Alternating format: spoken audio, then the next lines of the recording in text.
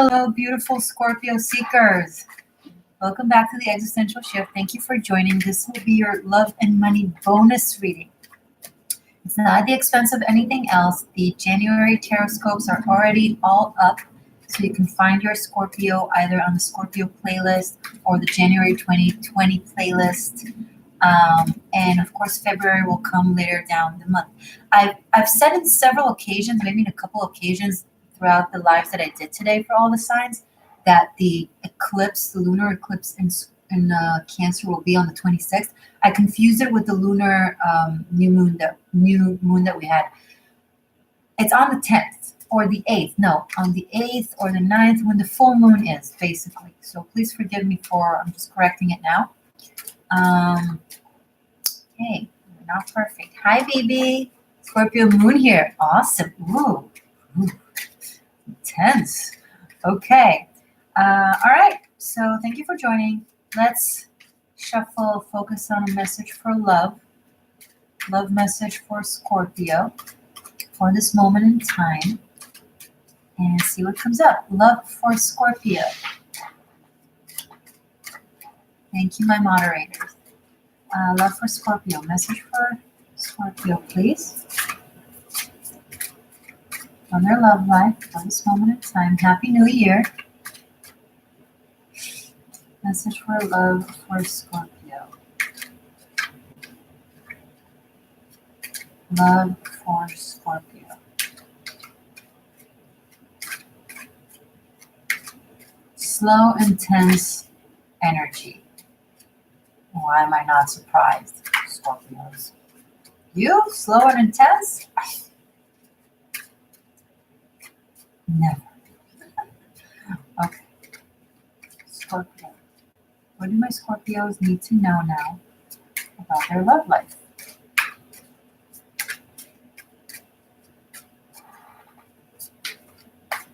Ooh, nice.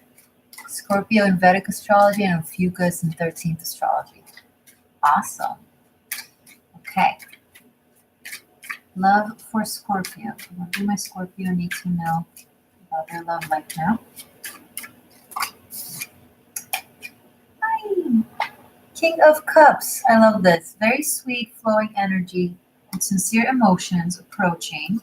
This could be you. This could be someone towards you. But let's see what they're bringing. Knight of Wands. Okay. So some of you have more than one option, but some of you are meeting a person in one of you is coming like slow and calm and sweet and romantic, and the other one is like very fiery and feisty and almost jittery like, but not like in a bad way. And they're facing each other, they're approaching each other, and it's like it's two people that have the positive attitude and intent, but it's still in the examination, it's still in the opportunity type of vibe. One more card. One more. Finalize this message for Scorpio. Show me one more card for Scorpio for love. Oh my God, the High Priestess. This is such an interesting message, Scorpio. What the sun? Knight of Cups, Knight of Wands, and the High Priestess.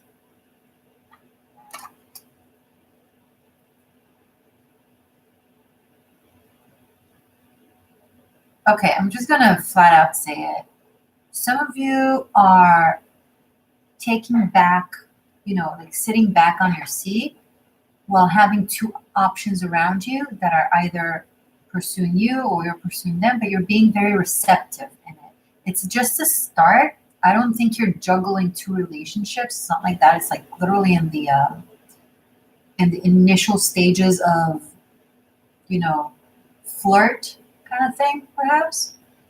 And you're kind of waiting to see what will come of it. You're not as active as you are kind of observing and responding to whatever, which one comes along and in what way.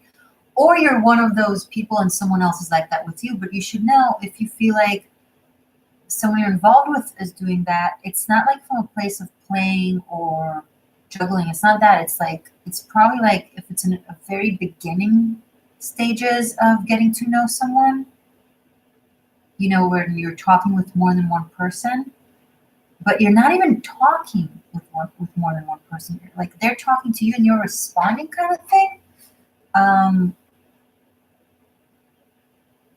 And I feel like you're just kind of practicing restraint and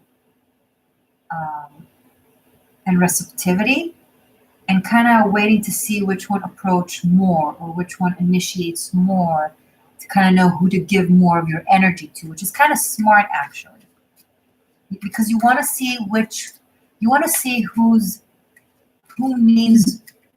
has true intent, right? Who really means it and not is just full of it. Also, some of you, one person is going and one person is entering. It's very interesting. There's like a dynamic of two people, not necessarily at once. Some of you, it's like one thing is quickly leaving your sphere, and then another thing is quickly replacing it in a way, energetically kind of stepping into your sphere. Which is one of those things going to come to life into a true romance?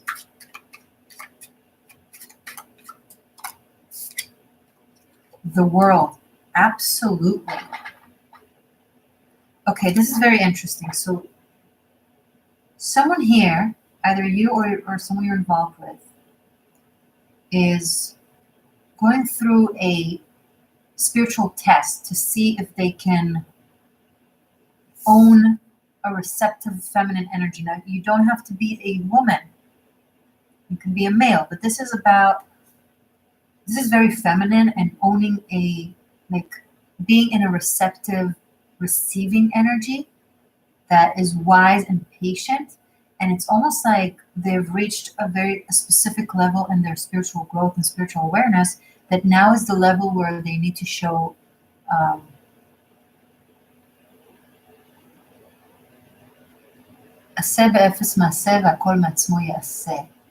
it's from Tao. So do without doing and all will be done.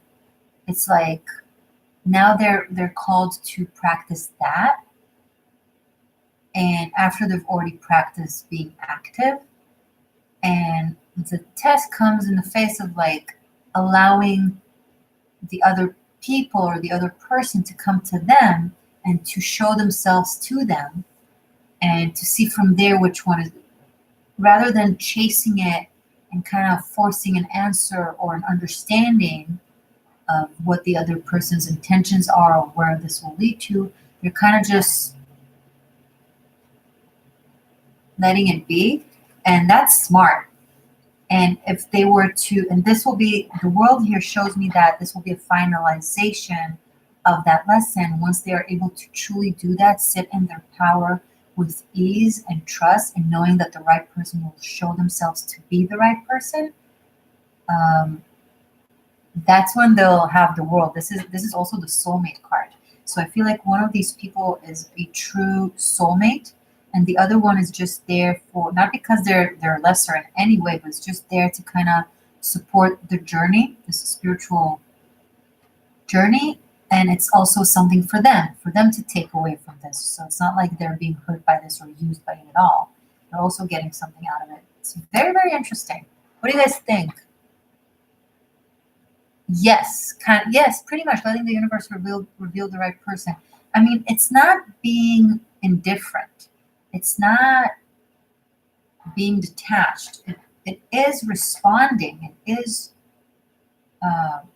coexisting in this dynamic, but from a place that it's an energy that used to be very active and now is kind of more allowing and flowing, and that's really, really cool. So I feel like one of these nights are going to be the night kind of thing, and it will come to pass or be shown with the energy I just described. Good job, Scorpios. Oh, okay. Too many cards. Let's move into your career and finances. Sorry, a lot of cards dropped, but I didn't focus on asking a message. It's just a mess. I'm just curious, though. Okay. All right. That was for love. Show me messages for Scorpio for their finances. Scorpio's finances for this moment in time. Message for Scorpio. 10 of Pentacles. Awesome. Don't worry, you can rewatch this, Ray. You didn't miss anything. You can just rewatch this after. It's gonna be on my it's gonna be on my channel. I'm gonna post it. So finances, we have 10 of Pentacles. Show me more.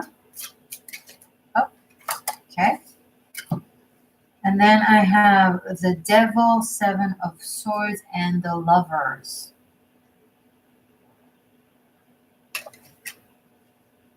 Some of you might be financially supported or controlled by either a family member or someone you've been connected with for a really long time in some way, shape, or form.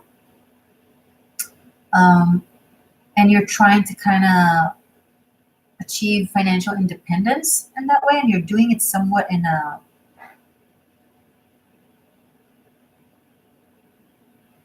I don't want to say secretive because it isn't a secretive way, but it doesn't come from a bad place.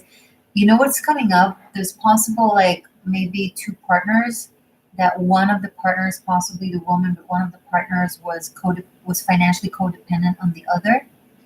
But it was a very bad controlling relationship, and they want to leave, but they're afraid to be left without financially, because maybe this is a very stable, financially stable situation.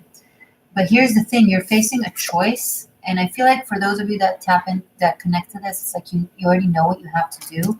You know that a crossroad is coming and that you need to make a decision. It's almost like choosing between money and your soul. And I don't think money is a bad thing, but if it comes from a place of control, of someone else controlling every move you make because you depend on them financially, then that's not good. And if you choose to stay, I understand the fear, especially if you're like a woman that never worked or that you're used to either being supported by your family or by your partner. It's difficult, and this is a major life choice and decision and path that you're facing, but it's the right one. And I am sending you love and energy and strength, and nothing crosses you unless you can handle it. So I believe in you, and you can handle it.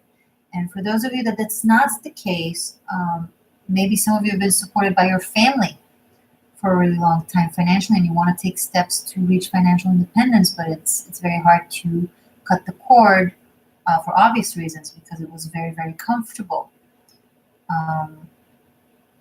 But the energy now, Capricorn season, January, is calling for a decision, for independence, for walking your own path with freedom, with true financial freedom. If your alleged financial freedom is dependent on someone else and they're controlling you and not giving you freedom, and they're using it to control you, then it's not real freedom. It's an illusion. It's a type of imprisonment, right? I want you to look at it, see what I see? Some of you are thinking about leaving a very stable either job or marriage that is really, really stable financially, but you feel like it's really draining you energetically, and it's not who you truly are. It's not what you truly want to do or where you want to be.